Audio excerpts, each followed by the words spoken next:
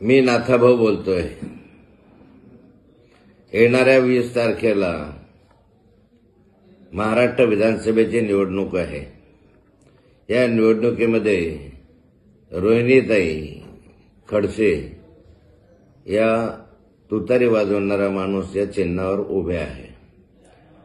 माझी विनंती आपल्याला राहणार आहे की यापुढे मी निवडणूक न लढवण्याचा निर्णय घेतलेला आहे। मी गेले अनेक वर्ष आपल्या सोबत आहे। गेले अनेक वर्ष आपणही मला सहकार्य केलेले आहे। आपल्या सुखदुःखामध्ये मी सहभागी झालेलो आहे। कोणतीही जात धर्म न पाहता मी सर्वांना मदत करण्याची भूमिका आतापर्यंत पार पाडलेली आहे।